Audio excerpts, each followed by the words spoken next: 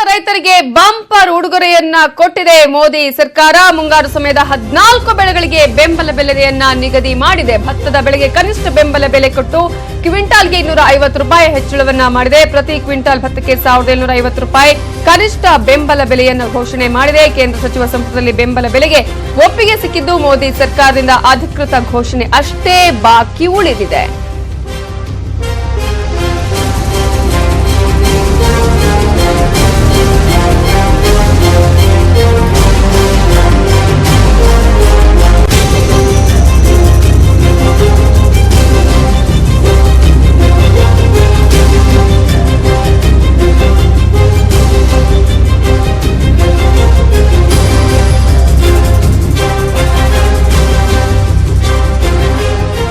ಮುಂಗಾರು ಸಮಯದ 14 ಬೆಳೆಗಳಿಗೆ ಬೆಂಬಲ ಬೆಲೆಯನ್ನ ನಿಗದಿ ಮಾಡಿ ದೇಶದ ರೈತರಿಗೆ ಈಗ ಬಂಪರ್ ಉಡುಗೊರೆಯನ್ನ ಕೊಟ್ಟಿದೆ ಮೋದಿ ಸರ್ಕಾರ.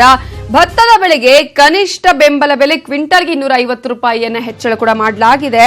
ಅದರಲ್ಲೂ ಪ್ರತಿ ಕ್ವಿಂಟಾಲ್ ಭತ್ತಕ್ಕೆ 1750 ರೂಪಾಯಿ ಕನಿಷ್ಠ ಬೆಂಬಲ ಬೆಲೆಯನ್ನ ಘೋಷಣೆ ಮಾಡಲಾಗಿದೆ. ಕೇಂದ್ರ ಸಚಿವ ಸಂಪುಟದಲ್ಲಿ ಈಗಾಗಲೇ ಬೆಂಬಲ ಬೆಲೆಗೆ ಒಪ್ಪಿಗೆ ಸಿಕ್ಕಿದ್ದು ಈಗ ಮೋದಿ ಸರ್ಕಾರದಿಂದ ಅಧಿಕೃತ ಘೋಷಣೆ ಒಂದೇ ಬಾಕಿ ಉಳಿದಿದೆ.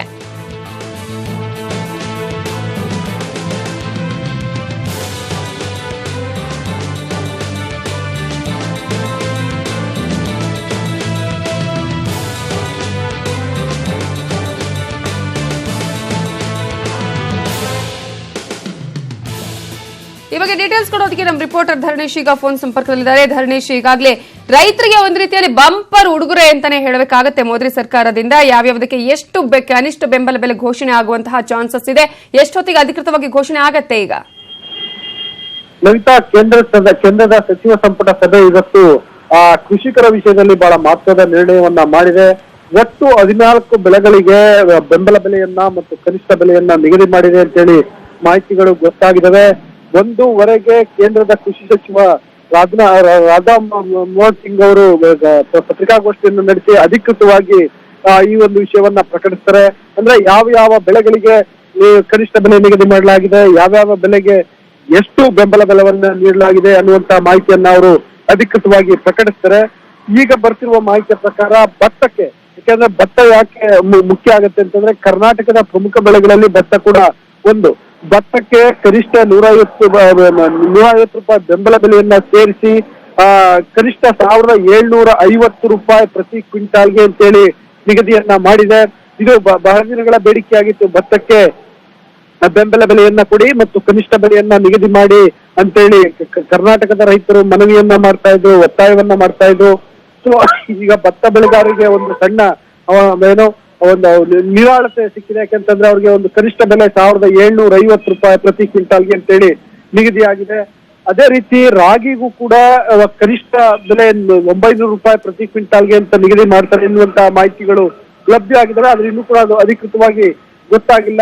ಬಹುಶಃ ರಾಧಾ ಮೋಹನ್ ಸಿಂಗ್ ಅವರ ಪತ್ರಿಕಾಗೋಷ್ಠಿಯಲ್ಲಿ ರಾಗಿ ವಿಷಯದಲ್ಲಿ ಕೇಂದ್ರ ಸರ್ಕಾರ ಇವತ್ತು ಯಾವ ನಿಲುವನ್ನ ತೆಗೆದುಕೊಂಡಿದೆ ಅನ್ನುವಂತ ಅಂಶ ಗೊತ್ತಾಗತ್ತೆ.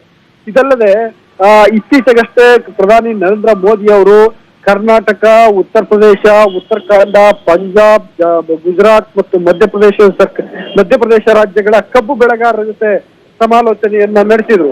ಕಬ್ಬು ಬೆಳೆಗಾರರ ಸಮಸ್ಯೆಯನ್ನ ಆಲಿಸಿದ್ರು. ಕಬ್ಬಿಗೆ ಯಾವ ರೀತಿಯಲ್ಲಿ ಸಮಸ್ಯೆ ಆಗ್ತಿದೆ, ಎಷ್ಟು ಖರ್ಚಾಗ್ತಿದೆ, ಎಷ್ಟು ಮಟ್ಟಿಗೆ ಅದು ಲಾಭದಾಯಕ ಅನ್ನುವಂತ ಬಗ್ಗೆ ಸುದೀರ್ಘವಾದ ಮಾತುಕತೆಯನ್ನ ನಡೆಸಿದ್ರು. ಸೊ ಈಗ ಕಬ್ಬು ಬೆಳೆ ವಿಷಯದಲ್ಲೂ ಕೂಡ ಕೇಂದ್ರ ಸರ್ಕಾರ ಯಾವ ನಿಲುವನ್ನ ತೆಗೆದುಕೊಳ್ಳುತ್ತೆ ಅಂತೇಳಿ ಇನ್ನು ಸ್ವಲ್ಪ ಹೊತ್ತಿಗೆ ಗೊತ್ತಾಗುತ್ತೆ. ಕಬ್ಬು ಕೂಡ ಕರ್ನಾಟಕದ ಪ್ರಮುಖ ಬೆಳೆಗಳಲ್ಲಿ ಒಂದಾಗಿರೋದ್ರಿಂದ ಕಬ್ಬಿನ ವಿಷಯದಲ್ಲಿ ಇವತ್ತೇನಾದ್ರು ಸರ್ಕಾರ ಕನಿಷ್ಠ ಬೆಲೆಯನ್ನ ನಿಗದಿ ಮಾಡಿದ್ರೆ ಅಥವಾ ಬೆಂಬಲ ಬೆಲೆಯನ್ನ ಘೋಷಿಸಿದ್ರೆ ಎರಡೂ ಕೂಡ ರೈತರ ಪಾಲಿಗೆ ಆಶಾದಾಯಕವಾಗುತ್ತೆ. ಹಾಗಾಗಿ ಆ ತರದ ನಿರೀಕ್ಷೆಗಳು ಕೂಡ ಇದಾವೆ. ಕರ್ನಾಟಕದ ವಿಷಯದಲ್ಲಿ ಭತ್ತ, ಕಬ್ಬು ಮತ್ತು ರಾಗಿ ಈ 3 ಬೆಳೆಗಳ ವಿಷಯದಲ್ಲಿ ರೈತರ ನಿರೀಕ್ಷೆಗಳಿವೆ. ಇನ್ನು 1:30ಕ್ಕೆ ರಾಧಾ ಮೋಹನ್ ಸಿಂಗ್ ಅವರು ಈ ಬಗ್ಗೆ ಅಧಿಕೃತವಾಗಿ ಪ್ರಕಟಿಸ್ತಾರೆ. Navita, okay, thank you Dharanesh ಡೀಟೇಲ್ಸ್ಗೆ. ಒಟ್ಟಾರೆ ಮುಂಗಾರು ಸಮಯದ 14 ಬೆಳೆಗಳಿಗೆ ಬೆಂಬಲ ಬೆಲೆ ನಿಗದಿ ಮಾಡಿ ಭತ್ತ ಬೆಳೆಗೆ ಕನಿಷ್ಠ ಬೆಂಬಲ ಬೆಲೆ ಕ್ವಿಂಟಾಲ್ಗೆ 250 ರೂಪಾಯಿ ಹೆಚ್ಚಳವನ್ನ ಕೂಡ ಮಾಡಲಾಗುತ್ತೆ ಅಂತ ಹೇಳಿ ಕೇಂದ್ರ ಸಚಿವ ಸಂಪುಟದಲ್ಲಿ ಬೆಂಬಲ ಬೆಲೆಗೆ ಒಪ್ಪಿಗೆ ಕೊಟ್ಟಿದೆ. ಇನ್ನು 1:30ಕ್ಕೆ ಈಗ ಅಧಿಕೃತ ಘೋಷಣೆ ಅಷ್ಟೇ ಬಾಕಿ ಉಳಿದಿರೋದು. ಹಾಗಾಗಿ ದೇಶದ ರೈತರಿಗೆ ಮೋದಿ ಸರ್ಕಾರ ಒಂದು ಬಂಪರ್ ಉಡುಗೊರೆಯನ್ನ ಕೊಟ್ಟಿದೆ ಅಂತಾನೆ ಹೇಳಬೇಕಾಗುತ್ತೆ. 14 ಬೆಳೆಗಳಿಗೆ ಬೆಂಬಲ ಬೆಲೆ ನಿಗದಿಯನ್ನ ಕೂಡ ಮಾಡಲಾಗಿದೆ. ಮುಂಗಾರು ಸಮಯದಲ್ಲಿ ಮಾಡುವಂತಹ ಬೆಳೆಗಳಿಗೆ 14 ಬೆಳೆಗಳಿಗೆ ಈಗಾಗಲೇ ಬಂಪರ್ ಕೊಡುಗೆ ಅಥವಾ ಒಂದು ರೀತಿಯಲ್ಲಿ ಬೆಂಬಲ ಬೆಲೆಯನ್ನ ನಿಗದಿ ಮಾಡುವಂತಹ ಪ್ರಯತ್ನವನ್ನ ಮಾಡಲಾಗಿದೆ. ಈಗ 1:30ಕ್ಕೆ ಸರಿಯಾಗಿ ಈ ಒಂದು ಅಧಿಕೃತ ಘೋಷಣೆಯನ್ನ ಮಾಡುವಂತಹ ಚಾನ್ಸಸ್ ಕೂಡ ಕಂಡು ಬರ್ತಾ ಇದೆ.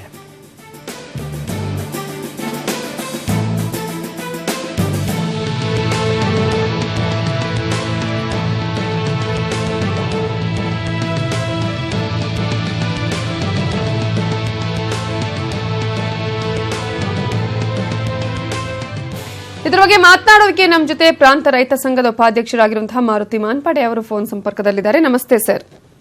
ನಮಸ್ಕಾರ ಮೇಡಮ್. ನಮಸ್ಕಾರ. ಈಗ ಒಂದ್ ರೀತಿಯಲ್ಲಿ ರೈತರಿಗೆ ಒಂದು ಖುಷಿಯ ವಿಷಯ, ಅದರ ಜೊತೆಗೆ ಒಂದು ರೀತಿಯಾದಂತಹ ಅವಕಾಶ ಅಥವಾ ಒಂದು ರೀತಿಯ ನಿರೀಕ್ಷೆಯನ್ನ ಇನ್ನೊಂದು ಸ್ವಲ್ಪ ಅವಕಾಶವಾದವನ್ನು ಕೂಡ ಇಟ್ಕೊಳ್ಬಹುದು ಅಂತ ಹೇಳಿ ಬಂಪರ್ ಒಂದು ಬೆಳೆಗೆ ಅಂದ್ರೆ ಒಂದು ರೀತಿಯಲ್ಲಿ ಮುಂಗಾರು ಸಮಯದ 14 ಬೆಳೆಗಳಿಗೆ ಬೆಂಬಲ ಬೆಲೆಯನ್ನು ಕೂಡ ನಿಗದಿ ಮಾಡಲಾಗತ್ತೆ ಅಂತ ಹೇಳಿ, ಹಾಗಾಗಿ ಯಾವ ರೀತಿಯಾದಂತಹ ಒಂದು ನಿರೀಕ್ಷೆಯನ್ನ ಇಟ್ಕೊಳ್ಬಹುದು ಅಂತ ಹೇಳ್ತೀರಿ?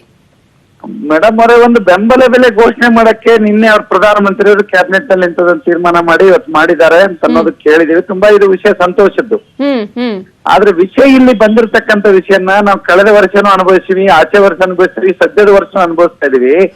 ಏನು ಅಂದ್ರೆ ಸ್ವಾಮಿನಾಥನ್ ರಿಪೋರ್ಟ್ ನ ಆಧಾರದಲ್ಲಿ ಬೆಂಬಲ ಬೆಲೆಯನ್ನ, ಕಾಸ್ಟ್ ಆಫ್ ಕಲ್ಟಿವೇಶನ್ ಅನ್ನ ಸರಿಯಾಗಿ ಕ್ಯಾಲ್ಕುಲೇಷನ್ ಮಾಡದೆ ಗವರ್ಮೆಂಟ್ ಆಫ್ ಇಂಡಿಯಾ ಹೇಳ್ತಾ ಇದೆ ಬೇರೆ, ಮಾಡ್ತಾ ಇರೋದು ಬೇರೆ. ಕಾಸ್ಟ್ ಆಫ್ ಕಲ್ಟಿವೇಶನ್ ಕ್ಯಾಲ್ಕುಲೇಷನ್ ಸರಿ ಇಲ್ಲ ಅನ್ನೋದು ಒಂದು ವಾದ.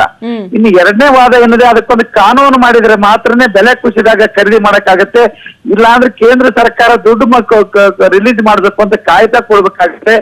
ಇದರಿಂದ ಆ ದುಡ್ಡು ಬರೋವರೆಗೂ ಇಲ್ಲಿ ಸ್ಟೇಟ್ ನಲ್ಲಿ ಏನೂ ಮಾಡಕ್ಕಾಗಲ್ಲ. ಇದಕ್ಕೊಂದು ಕಾನೂನು NREG ಹೆಂಗ್ ಕಾನೂನು ಮಾಡಿದ್ದಾರೆ, ಬೆಂಬಲ ಬೆಲೆಗೆ ಸ್ವಾಮಿನಾಥನ್ ವರದಿ ಆಧಾರದಲ್ಲಿ ನಾವು ಖರೀದಿ ಮಾಡ್ತೀವಿ ಅನ್ನೋದು ಕಾನೂನಿನ ಭದ್ರತೆ ಕೊಟ್ರೆ ರೈತರಿಗೆ ಒಂದು ಗ್ಯಾರಂಟಿ ಇರ್ತದೆ. ಇಲ್ಲ ಬೆಂಬಲ ಬೆಲೆ ಕಾಗದಲ್ಲಿ ಉಳಿస్తే ರೈತರಿಂದ ಖರೀದಿ ಮಾಡಕ್ ಆಗಲ್ಲ, ಪೇಪರ್ ಅಲ್ಲೇ ಉಳಿಯುವಂತಹ ಚಾನ್ಸಸ್ ಬಹಳಷ್ಟು ಇದೆ ಅಂತ ಬಹಳ ಇದೆ. ಆ ಕಾರಣ ನಾವು ಕಷ್ಟ ಅನುಭವಿಸ್ತಾ ಇದೀವಿ.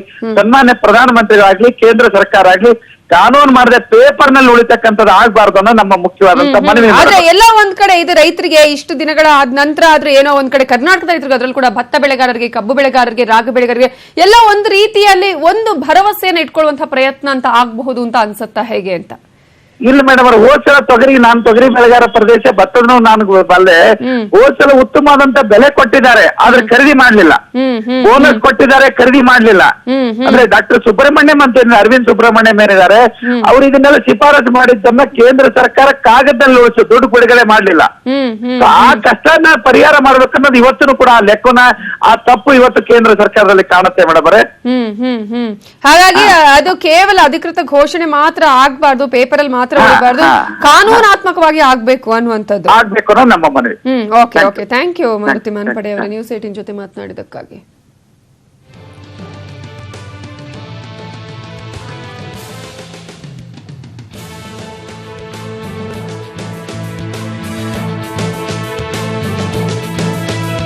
ದೇಶದ ರೈತರಿಗೆ ಬಂಪರ್ ಉಡುಗೊರೆಯನ್ನ ಕೂಡ ಮೋದಿ ಸರ್ಕಾರ ಕೊಡ್ತಾ ಇದೆ. ಮುಂಗಾರು ಸಮಯದ 14 ಬೆಳೆಗಳಿಗೆ ಬೆಂಬಲ ಬೆಲೆ ನಿಗದಿ ಮಾಡಿ ಅನ್ನುವಂತಹ ಜೊತೆಗೆ ಭತ್ತದ ಬೆಳೆಗೆ ಕನಿಷ್ಠ ಬೆಂಬಲ ಬೆಲೆ ಕ್ವಿಂಟಲ್ಗೆ 250 ರೂಪಾಯಿ ಹೆಚ್ಚಳವನ್ನು ಕೂಡ ಮಾಡಲಾಗುತ್ತೆ. ಪ್ರತಿ ಕ್ವಿಂಟಲ್ ಭತ್ತಕ್ಕೆ 1750 ರೂಪಾಯಿ ಕನಿಷ್ಠ ಬೆಂಬಲ ಬೆಲೆ ಘೋಷಣೆಯನ್ನ ಮಾಡಲಾಗುತ್ತೆ. ಇನ್ನು ಕೆಲವೇ ಹೊತ್ತಿನಲ್ಲಿ ಅಧಿಕೃತ ಘೋಷಣೆ ಅಷ್ಟೇ ಬಾಕಿ ಉಳಿದಿರೋದು. ನಾವು ಒಂದು ರೀತಿಯಲ್ಲಿ ಲೆಕ್ಕಾಚಾರವನ್ನು ಕೂಡ ನೋಡಬಹುದು, ಯಾವ ರೀತಿಯಾಗಿ ಹಳೆ ದರ ಇತ್ತು, ಹೊಸ ದರ ಎಷ್ಟಾಗುತ್ತೆ ಅಂತ ಹೇಳಿ. ಭತ್ತಕ್ಕೆ 1550 ರೂಪಾಯಿ ಇತ್ತು ಹಳೆ ದರವನ್ನು ನೋಡಿದ್ರೆ, ಈಗ ಈ ಒಂದು ಬೆಂಬಲ ಬೆಲೆ ಘೋಷಣೆ ಮಾಡಿದ್ರೆ 1750 ರೂಪಾಯಿ ಆಗುತ್ತೆ, ಅಂದ್ರೆ 250 ರೂಪಾಯಿ ಹೆಚ್ಚಾದಂಗಾಗುತ್ತೆ.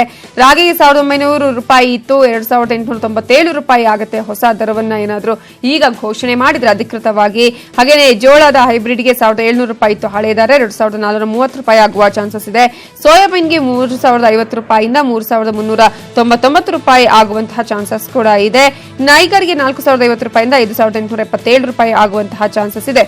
ಒಟ್ಟಾರೆ ಈಗಾಗಲೇ ಭತ್ತದ ಬೆಳೆಗೆ ಅಂದ್ರೆ ಕನಿಷ್ಠ ಬೆಂಬಲ ಬೆಲೆ ಕ್ವಿಂಟಲ್ಗೆ 250 ರೂಪಾಯಿ ಹೆಚ್ಚಳ ಆಗಿರೋದ್ರಿಂದ ಒಂದು ರೀತಿಯಲ್ಲಿ ರೈತರು ಸಾಕಷ್ಟು ನಿರೀಕ್ಷೆಯನ್ನು ಕೂಡ ಇಟ್ಕೊಂಡಿದ್ದಾರೆ. ಆದ್ರೆ ಈಗಾಗಲೇ ರೈತರು ಹೇಳಿದ ಹಾಗೆ ಅದು ಕೇವಲ ಪೇಪರ್ ಅಲ್ಲಿ ಅಂದ್ರೆ ಕಾಗದ ಪತ್ರದಲ್ಲಿ ಮಾತ್ರ ಉಳಿಯದೆ ಅದು ರೈತರಿಗೆ ಸಿಗುವಂತ ಆಗ್ಬೇಕು, ಅದಕ್ಕೊಂದು ಕಾನೂನು ಆಗ್ಬೇಕು. ಸ್ವಾಮಿನಾಥನ್ ಅವರ ಒಂದು ಏನ್ ನಿರೀಕ್ಷೆ ಇದೆ ಅಂದ್ರೆ ಅವರು ಹೇಳಿರುವಂತಹ ಕಾನೂನುಗಳಿಂದ ಅದೇ ರೀತಿಯಾಗಿ ಅದು ಕಾನೂನಾತ್ಮಕವಾಗಿ ಬಂದ್ರೆ ಮಾತ್ರ ಆಗ ರೈತರಿಗೆ ಸಿಗೋದಕ್ಕೆ ಚಾನ್ಸ್ ಇದೆ, ಇಲ್ಲಾಂದ್ರೆ ಅದು ಕೇವಲ ಕಾಗದ ಪತ್ರದಲ್ಲಿ ಮಾತ್ರ ಉಳಿಯುತ್ತೆ ಅನ್ನುವಂತಹ ಒಂದು ಮಾತನ್ನ ಈಗ ರೈತರು ಕೂಡ ಹೇಳ್ತಿದ್ದಾರೆ.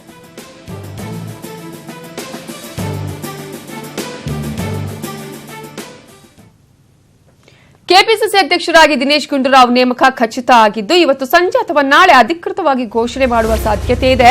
ಎಚ್.ಕೆ. ಪಾಟೀಲ್ಗೆ ಕೆಪಿಸಿಸಿ ಅಧ್ಯಕ್ಷ ಸ್ಥಾನ ಕೈತಪ್ಪಿದೆ. ಈಶ್ವರ್ ಖಂಡ್ರೆ ಕೆಪಿಸಿಸಿ ಕಾರ್ಯಾಧ್ಯಕ್ಷ ಸ್ಥಾನ ಸಿಗುವಂತಹ ಚಾನ್ಸಸ್ ಇದೆ. ಈಗಾಗಲೇ ಕೆಪಿಸಿಸಿ ಕಾರ್ಯಾಧ್ಯಕ್ಷ ಹುದ್ದೆ, ಅದರ ಜೊತೆಗೆ ಕೆಪಿಸಿಸಿ ಅಧ್ಯಕ್ಷ ಹುದ್ದೆಗೆ ಬಹಳ ಲಾಬಿ ಕೂಡ ನಡೀತಾ ಇತ್ತು. ಯಾರಿಗೆ ಸಿಗುತ್ತೆ, ಯಾರು, ಸಾಕಷ್ಟು ಜನ ಆಕಾಂಕ್ಷಿಗಳು ಕೂಡ ಇದ್ರು.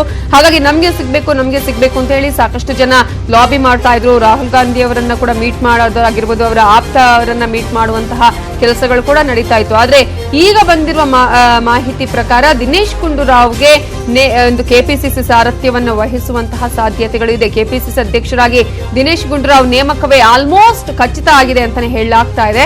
ಹೀಗಾಗಿ ಇವತ್ತು ಸಂಜೆ ಅಥವಾ ನಾಳೆ ಅಧಿಕೃತ ಘೋಷಣೆ ಮಾಡುವಂತಹ ಸಾಧ್ಯತೆಗಳು ಕೂಡ ಇದೆ. ಎಚ್.ಕೆ. ಪಾಟೀಲ್ ಅವರು ಕೂಡ ಸಾಕಷ್ಟು ನಿರೀಕ್ಷೆಯನ್ನು ಇಟ್ಕೊಂಡಿದ್ರು. ನನಗೆ ಸಚಿವ ಸ್ಥಾನ ಅಂತೂ ಸಿಗ್ಲಿಲ್ಲ, ಕೆಪಿಸಿಸಿ ಅಧ್ಯಕ್ಷ ಸ್ಥಾನ ಆದರೂ ಸಿಗ್ಲಿ ಅಂತ ಹೇಳಿ ಆ ಒಂದು ಸ್ಥಾನ ಕೈ ತಪ್ಪುವ ಚಾನ್ಸಸ್ ಕೂಡ ಕಂಡು ಬರ್ತಾ ಇದೆ. ಯಾಕಂದ್ರೆ ದಿನೇಶ್ ಗುಂಡೂರಾವ್ ಅವರು ಕಾರ್ಯಾಧ್ಯಕ್ಷ ಹುದ್ದೆಯನ್ನ ಅಲಂಕರಿಸಿದ್ರು. ಈಗ ಅಧ್ಯಕ್ಷ ಸ್ಥಾನ ನೀಡುವಂತಹ ಚಾನ್ಸಸ್ ಕೂಡ ಕಂಡು ಬರ್ತಾ ಇದೆ. ಕಾರ್ಯಾಧ್ಯಕ್ಷ ಸ್ಥಾನಕ್ಕೆ ಈಶ್ವರ್ ಖಂಡ್ರೆ ನೇಮಕ ಆಗುವ ಚಾನ್ಸಸ್ ಇದೆ.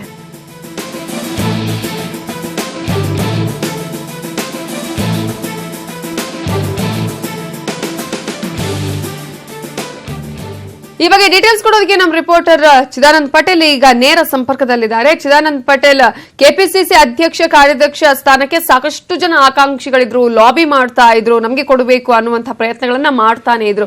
ಈಗ ದಿನೇಶ್ ಗುಂಡೂರಾವ್ ಈ ಒಂದು ಅಧ್ಯಕ್ಷ ಸ್ಥಾನಕ್ಕೆ ಖಚಿತ ಆಗಿದೆಯಾ, ಪಕ್ಕಾ ಆಗಿದೆಯಾ, ಹೇಗೆ ಅಂತ?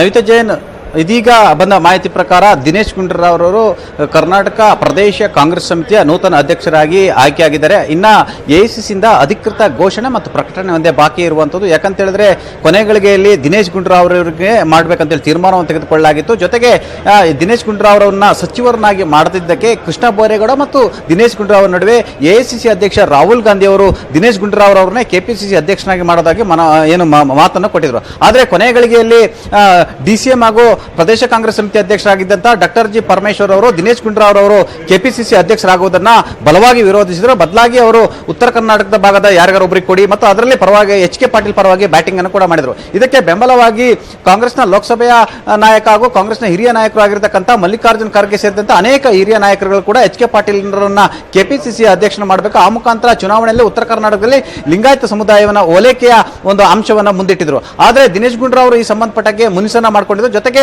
ಮಾಜಿ ಸಿಎಂ ಸಿದ್ದರಾಮಯ್ಯ ಕೂಡ ನೇರವಾಗಿ ರಾಹುಲ್ ಗಾಂಧಿ ಅವರಿಗೆ ಮತ್ತು ರಾಜ್ಯ ಕಾಂಗ್ರೆಸ್ ಉಸ್ತುವಾರಿ ಕೆ.ಸಿ. ವೇಣುಗೋಪಾಲ್ ಅವರಿಗೆ ನೀವು ದಿನೇಶ್ ಗುಂಡೂರಾವ್ ಅವರನ್ನ ಮಾಡಬೇಕು, ಆ ಮುಖಾಂತರ ಲೋಕಸಭೆ ಚುನಾವಣೆಯಲ್ಲಿ ನಾವೆಲ್ಲರೂ ಕೂಡ ಫೀಲ್ಡ್ ಇದ್ದು ಮುಕ್ತ ಮನಸ್ಸಿಂದ ಕೆಲಸ ಮಾಡಲು ಅನುವು ಮಾಡಿಕೊಡಬೇಕು. ಯಾಕಂತ ಹೇಳಿದ್ರೆ ದಿನೇಶ್ ಗುಂಡೂರಾವ್ ಅವರನ್ನ ಸಚಿವರನ್ನಾಗಿ ಮಾಡಬೇಕಾಗಿತ್ತು. ಈ ಬಾರಿ ಬೆಂಗಳೂರಿನಲ್ಲಿ ಕಾಂಗ್ರೆಸ್ ಅತಿ ಹೆಚ್ಚು ಸ್ಥಾನಗಳನ್ನ ಗಳಿಸಿರುವಂತದ್ದು ಮತ್ತು ದಿನೇಶ್ ಗುಂಡೂರಾವ್ ಅವರು ಯುವಕರಾಗಿದ್ದಾರೆ ಮತ್ತು ಇಡೀ ರಾಜ್ಯವನ್ನು ಸುತ್ತಾಡಲು ಕೂಡ ಅವರಿಗೆ ಅವಕಾಶ ಇದೆ ಮತ್ತು ಅವರಿಗೆ ಆ ಶಕ್ತಿ ಕೂಡ ಇದೆ ಮತ್ತು ವಿದ್ಯಾವಂತರು ಕೂಡ ಆಗಿದ್ದಾರೆ. ಹಾಗಾಗಿ ಅವರಿಗೆ ಅವಕಾಶವನ್ನು ಕೊಡಬೇಕಂತ ಹೇಳಿ ನೇರವಾಗಿ ರಾಹುಲ್ ಗಾಂಧಿ ಅವರಿಗೆ ಮನವಿಯನ್ನು ಕೂಡ ಮಾಡಿದ್ರು. ಆದ್ರೆ ಎಲ್ಲ ಒಂದ್ ಕಡೆ ಕೊನೆಗೂ ಕೂಡ ಸಿದ್ದರಾಮಯ್ಯ ಅವರ ಮಾತೆ ನಡೆದಿದೆ ಎಂಬ ಮಾತು ಕೂಡ ಕೇಳಿ ಬಂದಿರುವಂತದ್ದು. ಈಗಾಗಲೇ ಡಿಸಿಎಂ ಡಾಕ್ಟರ್ ಜಿ ಪರಮೇಶ್ವರ್ ಹಾಗೂ ಮಲ್ಲಿಕಾರ್ಜುನ್ ಖರ್ಗೆ ಅವರಿಗೆ ಇದು ದೊಡ್ಡ ಹಿನ್ನಡೆ ಅಂತ ಹೇಳಲಾಗ್ತಿದೆ. ಯಾಕಂತ ಹೇಳಿದ್ರೆ ಮುಂಬರಲಿರ್ತಕ್ಕಂಥ ಲೋಕಸಭಾ ಚುನಾವಣೆಯ ಹಿತದೃಷ್ಟಿಯಿಂದ ದಿನೇಶ್ ಗುಂಡೂರಾವ್ ಅವರನ್ನು ನೇಮಕ ಮಾಡಿರೋದು, ಆ ಮುಖಾಂತರ ಸಿದ್ದರಾಮಯ್ಯ ಅವರ ಮಾತಿಗೆ ಮಣೆ ಹಾಕಿರುವಂತದ್ದು. ಈ ಎಲ್ಲದರ ನಡುವೆ ಕೂಡ ದಿನೇಶ್ ಗುಂಡೂರಾವ್ ಅವರಿಗೆ ಎಐಸಿಸಿ ಅಧ್ಯಕ್ಷ ರಾಹುಲ್ ಗಾಂಧಿ ಅವರು ಅಂತಿಮವಾಗಿ ಮಣೆ ಹಾಕಿರುವಂತದ್ದನ್ನು ಇಲ್ಲಿ ಗಮನಿಸಿದ್ರೆ ಇದು ಸಿದ್ದರಾಮಯ್ಯ ತಂಡ ಮತ್ತೆ ಬಲಿಷ್ಠವಾಗಲಿ ಇದು ಅನುಕೂಲ ಆಗಿದೆ ಅಂತಲೇ ಹೇಳಲಾಗ್ತಿದೆ. ನವಿತಾ ಜೈನ್. ಥ್ಯಾಂಕ್ ಯು ಚಿದಾನಂದ್ ಪಟೇಲ್ ಡೀಟೇಲ್ಸ್ಗೆ. ಒಟ್ಟಾರೆ ಇವತ್ತು ಸಂಜೆ ಅಥವಾ ನಾಳೆ ಅಧಿಕೃತ ಘೋಷಣೆ ಮಾಡುವಂತಹ ಸಾಧ್ಯತೆಗಳು ಕಂಡು ಬರ್ತಾ ಇದೆ. ಕೆಪಿಸಿಸಿ ಅಧ್ಯಕ್ಷರಾಗಿ ದಿನೇಶ್ ಗುಂಡೂರಾವ್ ಅವರ ನೇಮಕ ಖಚಿತ ಆಗಿದ್ದು ಇನ್ನು ಇವತ್ತು ಸಂಜೆ ಅಥವಾ ನಾಳೆ ಘೋಷಣೆ ಮಾಡುವಂತಹ ಸಾಧ್ಯತೆ ಇದೆ. ಆದರೆ ಈಶ್ವರ್ ಖಂಡ್ರೆ ಕೆಪಿಸಿಸಿ ಕಾರ್ಯಾಧ್ಯಕ್ಷ ಸ್ಥಾನ ಅವರಿಗೆ ಸಿಗುತ್ತಾ ಅಥವಾ ಬೇರೆಯವರ ಪಾಲಾಗತ್ತಾ ಅನ್ನೋದನ್ನ ಕಾದು ನೋಡಬೇಕಾಗತ್ತೆ. ಆದ್ರೆ ಎಚ್.ಕೆ. ಪಾಟೀಲ್ ಅವರು ಕೂಡ ನಿರೀಕ್ಷೆ ಇಟ್ಕೊಂಡಿದ್ರು, ಕೆ.ಎಚ್. ಮುನಿಯಪ್ಪ ಅವರು ಕೂಡ ನಿರೀಕ್ಷೆ ಇಟ್ಕೊಂಡಿದ್ರು, ಆಕಾಂಕ್ಷಿ ಕೂಡ ಆಗಿದ್ರು. ಸಾಕಷ್ಟು ಜನ ಲಾಬಿ ಮಾಡ್ತಾ ಇದ್ರು ಕೆಪಿಸಿಸಿ ಅಧ್ಯಕ್ಷ ಸ್ಥಾನಕ್ಕಾಗಿ. ಆದ್ರೆ ಈಗ ದಿನೇಶ್ ಗುಂಡೂರಾವ್ ಅವರೇ ನೇಮಕ ಖಚಿತ ಆಗಿದೆ ಅಂತಾನೆ ಹೇಳಲಾಗ್ತಾ ಇದೆ.